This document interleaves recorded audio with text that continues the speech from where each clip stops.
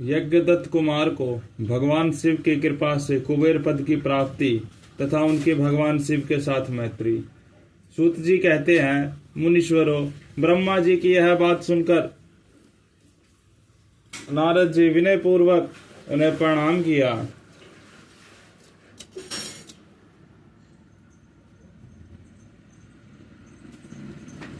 और पुनः पूछा, भगवान भक्त वत्सल भगवान शंकर कैलाश पर्वत पर कब गए और महात्मा कुबेर के साथ उनकी मैत्री कब हुई?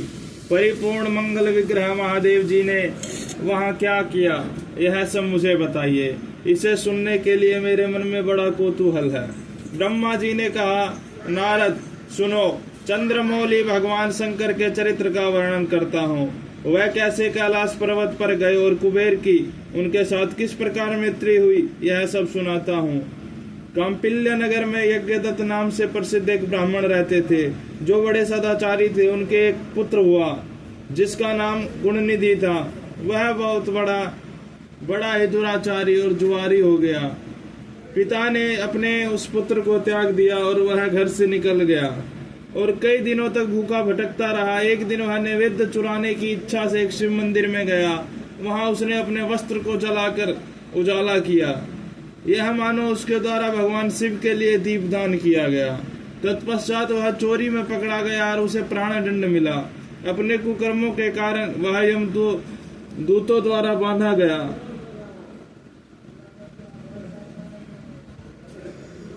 इतने में ही भगवान शंकर के पार्षद वहां आ पहुंचे और उन्होंने उसे उनके बंधन से छुड़ा दिया। शिव गणों के संग से उसका हृदय शुद्ध हो गया। अतः वह उन्हीं के साथ तत्काल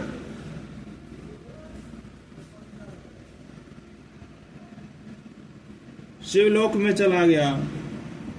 वहां सारे दिव्य भोगों का उपभोग तथा उमा महेश्वर का सेवन करके कालांतर में वह कलिंगराज अरिंदम का पुत्र हुआ। वहां उसका नाम था दम। वह निरंतर भगवान शिव की सेवा में लगा रहता था। बालक होने पर भी वह बहुत दूसरे बालकों के साथ शिव का भजन किया करता था। वह कर्मस्य युवावस्था को प्राप्त हुआ और पिता के परलोक गमन के पश्चात राज सिंहासन पर बैठा। राजा दम बड़ी प्रसन्नता के साथ सब और शिव धर्मों का प्रचार करने लगा। भूपाल दम का दमन करना दूसरों के लिए सर्वथा कठिन था। ब्राह्मण समस्त शिवालयों में दीपदान करने के अतिरिक्त वे दूसरे किसी धर्म को नहीं जानते थे। उन्होंने अपने राज्य में रहने वाले समस्त ग्रामाध्यक्षों को बुलाकर यह आज्ञा दे दी कि शिव मंदिर में दीपदान करना सबके लिए अनिवार्य होगा। जिस जिस ग्राम अध्यक्ष के गांव के पास जितने शिवालय हो वहां बिना कोई विचार किए सदा दीप जलाना चाहिए। आजीवन इसी धर्म का पालन करने के कारण राजा दम ने बहुत बड़े धर्म संपत्ति का संचय कर लिया। फिर वे काल धर्म के अधीन हो गए। दीपदान की वासना से युक्त होने के कारण उन्होंने शिवालयों में बहुत से दीप जलवाए और उसके फलस्वरूप जन्मांतर वे रत्नमय दीपों की प्रभा के आश्रय हो अलकापुरी के स्वामी हुए। इस प्रकार भगवान शिव के लिए किया हुआ थोड़ा सा भी पूजन या आराधना समय अनुसार महान फल देता है। ऐसा जानकर उत्तम सुख की इच्छा रखने वाला लोगों को शिव का भजन अवश्य करना चाहिए। वह दक्षिता का पुत्र जो सदा सब प्रकार के धर्मों में ही रचा पचा रहता है, देवयोग से शिवालय में धन चुराने के लिए गया और उसे सर्वास अपने कपड़ों को दीपक की बत्ती बनाकर उसके प्रकाश से शिवलिंग के ऊपर का अंधेरा दूर कर दिया। इस सत्यकर्म के फलस्वरूप वह कलिंग देश का राजा हुआ और धर्म में उसका अनुराग हो गया। फिर दीपक की वासना का उदय होने से शिवालयों में दीप जलवाकर उसने यह दिक्पाल का पद पा लिया। मुनीश्वर देखो तो सही, कहाँ उस वह कर्म और कहाँ यह दिक्पाल की पदवी जिसका यह मानव धर्मा प्राणी इस समय यह उपभोग कर रहा है। तात यह तो उसके ऊपर शिव के संतुष्ट होने की बात बताई गई। अब एक चित्त होकर यह सुनो कि किस प्रकार सदा के लिए उसकी भगवान शिव के साथ मित्रता हो गई। मैं इस प्रसंग का तुमसे वर्णन करता हूँ। नारद, पहले के पदकल्प की बात है। मुझ ब्रह्मा के मानस पुत्र पुलसत्य से विश्रवा का जन्म हुआ और विश्रवा के पुत्र वैष्णव कुबेर हुए। उन्होंने पूर्व काल में अत्यंत उग्र तपस्या के द्वारा त्रिनेत्रधारी महादेव की आराधना करके विश्वकर्मा की बनाई हुई इस अलकापुरी का उपभोग किया। जब वह कल्प व्यतीत हो गया और मेघवाहन कल्प आरंभ हुआ, उस समय वह यज्ञदत्त का पुत्र, जो प्रकाश का दान करने वाला था, कुबेर के रूप में अत्यंत दुस्सह तपस्या करने लगा। दीपदान मात्र से मिलने वाली शिव भक्ति के प्रभाव को जानकर वह शिव की चित्त प्रकाश की काशीपुरी में ही आ गया और अपने चित्त रूपी रत्नमय प्रदीपों से 11 रुद्रों को उद्बोधित करके अनन्य भक्ति एवं स्नेह से संपन्न हो वह तन्मयता पूर्वक शिव के ध्यान में मग्न हो निश्चल भाव से बैठ गया। जो शिव की एकता का महान पात्र है, तप रूपी अग्नि से बड़ा हुआ है, काम क्रोध आदि महा विघ्न रूपी पतंगों के आघात से शून्य है, प्राण निरोध रूपी वायु शून्य स्थान में निश्चल भाव से प्रकाशित है, निर्मल दृष्टि के कारण शव रूप से भी निर्मल है तथा सद्भाव रूपी पुष्पों से जिसकी पूजा की गई है, ऐसे शिवलिंग की प्रतिष्ठा करके वह तब तक तपस्या में लगा रहा जब तक उसके शरीर में केवल अस्थि और चर्म मात्र ही अवशिष्ट नहीं रह गए। इस प्रकार उसने 10,000 वर्षों तक तपस्या की। तदंतर विशालाक्षी पार्वती देवी के साथ भगवान विश्वनाथ कुबेर के पास आए। उन्होंने प्रसन्न चित्त से अलकापति की ओर देखा। वे शिवलिंग में मन को एकाग्र करके ठूठे काटकी के भांति स्थिर भाव से बैठे थे। भगवान शिव ने उनसे कहा, अलकापते, मैं वर देने के लिए उद्यत हूँ, तुम अपना मनोरथ बताओ। यह वाणी सुनकर तपस्या के धनी कुबेर ने जो ही आग खोल कर देखा तो ही उमा वल्लभ भगवान श्री कंठ सामने खड़े दिखाई दिए। वे उदय काल के सहस्त्रों सूर्यों से भी अधिक तेजस्वी थे और उनके मस्तक पर चंद्रमा अपनी चांदनी बिखेर रहे थे। भगवान शंकर तेज से उनकी आंखें चुंधिया गई, उनका तेज प्रतिहत हो गया और वे नेत्र बंद करके मनोरथ से भी परे विराजमान देवेश्वर शिव से बोले, नाथ, मेरे नेत्रों को वह दृष्टि शक्ति दीजिए जिससे आपके चरणार बिंदों का दर्शन हो सके। स्वामी ने आपका प्रत्यक्ष दर्शन हो, यही मेरे लिए सबसे बड़ा वर है। ईश, दूसरे किसी वर से मेरा क्या प्रयोजन है। चंद्रशेखर, आपको नमस्कार है। कुबेर की यह बात सुनकर देवादिदेव उमापति ने अपनी हथेली से उनका स्पर्श करके उन्हें देखने की शक्ति प्रदान की। दृष्टि शक्ति मिल जाने पर यज्ञदत्त के उस पुत्र ने आंखें फाड़ कर पहले उमा की ओर ही देखना आरंभ किया। वह मन ही मन सोचने लगा, भगवान शंकर के समीप है सर्वांग सुंदरी कौन है, इसने कौन सा ऐसा तप किया जो मेरी भी तपस्या बढ़ गया है। यह रूप, यह प्रेम, यह सौभाग्य और यह असीम शोभा सभी अद्भुत है। वह ब्राह्मण कुमार बार बार यही कहने लगा। जब बार बार यही कहता हुआ वह क्रूर दृष्टि से उनकी ओर देखने लगा, तब वामा के अवलोकन से उनकी बाई आंख फूट गई। तदंतर देवी पार्वती ने महादेव जी से कहा, प्रभु, यह दुष्ट तपस्वी बार बार मेरी ओर देखकर क्या बक रहा है, आप मेरी तपस्या के तेज को प्रकट कीजिए। देवी की यह बात सुनकर भगवान शिव ने हंसते हुए उनसे कहा, उमे, यह तुम्हारा पुत्र है, यह तुम्हें क्रूर दृष्टि से नहीं देखता, अपितु तुम्हारी तपह संपत्ति का वर्णन कर रहा है। देवी से ऐसा कहकर भगवान शिव पुनः उस ब्राह्मण कुमार से बोले, वत्स, मैं तुम्हारी तपस्या से संतुष्ट होकर तुम्हें वर देता हूँ। तुम निधियों के स्वामी और गुहा को के राजा हो। जाओ, सुव्रत यक्षों, किन्नरों और राजाओं के भी राजा होकर पुण्य जनों के पालक और सबके लिए धन के दाता बनो।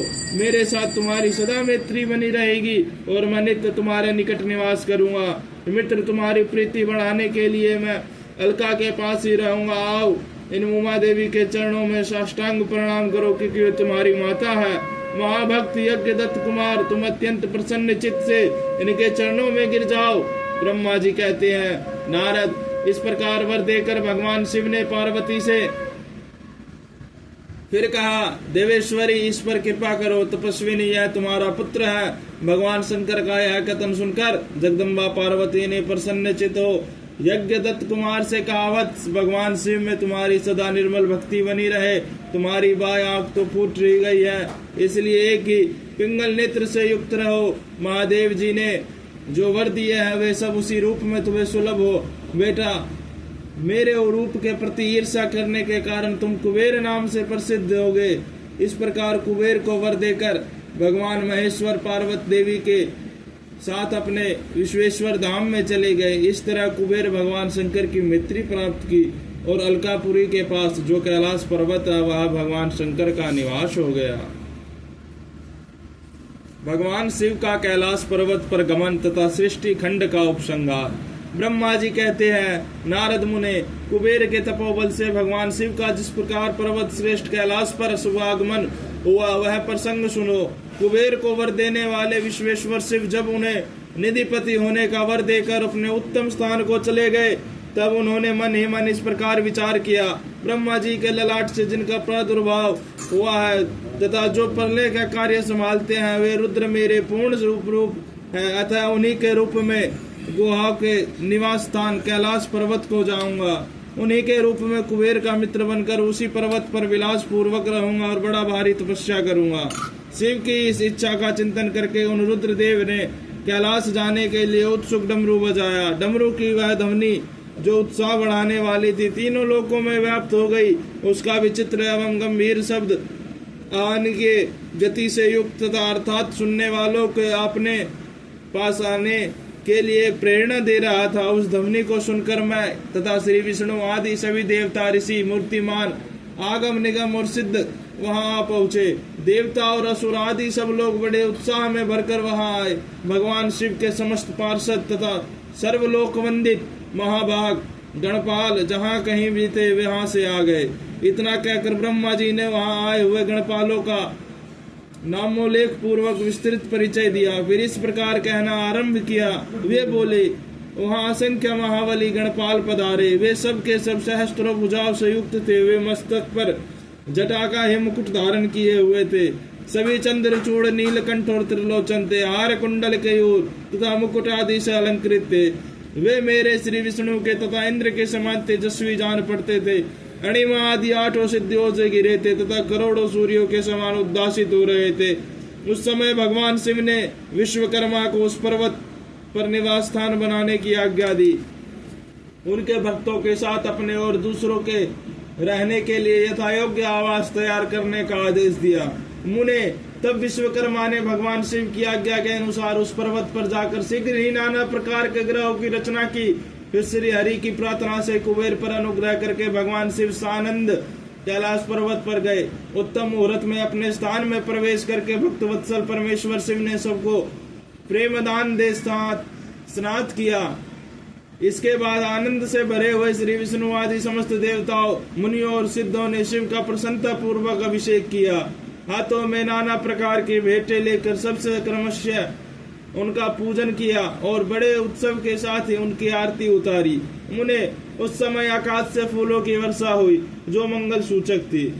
सब और जय जयकार और नमस्कार के शब्द गूंजने लगे। महान उत्साह फैला हुआ था जो सबके सुख को बढ़ा रहा था। उस समय सिंहासन पर बैठकर विष्णु आदि सभी देवताओं द्वारा की ही यथोचित सेवा को बारंबार ग्रहण करते हुए भगवान शिव बड़ी शोभा पा रहे थे। देवता आदि सब लोगों ने सार्थक एवं प्रिय वचनों द्वारा लोक कल्याणकारी भगवान शंकर का पृथक पृथक सत्वन किया। सर्वेश्वर प्रभु ने प्रसन्न चित्त से वह सत्वन सुनकर उन सबको प्रसन्नता पूर्वक उन्हें वांछित वर एवं अभिष्ट वस्तुएं प्रदान की। मुने, तदंत श्री विष्णु के साथ में अन्य सब देवता और मुनि मनोवांछित वस्तु पाकर आनंदित हो भगवान शिव की आज्ञा से अपने अपने धाम को चले गए। कुबेर भी शिव की आज्ञा से प्रसन्नता पूर्वक अपने स्थान को गए। फिर भगवान शंभु जो सर्वथा स्वतंत्र है, योग परायण एवं ध्यान तत्पर हो, पर्वत पर कैलाश पर रहने लगे। कुछ काल बिना पत्नी के ही बिताकर परमेश्वर शिव ने दक्ष कन्या सती को पत्नी रूप में प्राप्त किया। देव से फिर वे महेश्वर दक्ष कुमारी सती के साथ विहार करने लगे और लोकचारा परायण हो सुख का अनुभव करने लगे। मुनीश्वर, इस प्रकार मैंने तुमसे यह रुद्र के अवतार का वर्णन किया है, साथ ही उनके कैलाश पर आगमन और कुबेर के साथ मैत्री का भी प्रसंग सुनाया है। कैलाश के अंतर्गत होने वाली उनकी ज्ञानवर्धिनी लीला का भी वर्णन किया है, जो यही लोक और परलोक में सदा संपूर्ण मनोवांछित फलों को देने वाली है। जो एकाग्रचित हो इस कथा को सुनता या पढ़ता है वह इस लोक में भोग पाकर परलोक में मोक्ष करता है।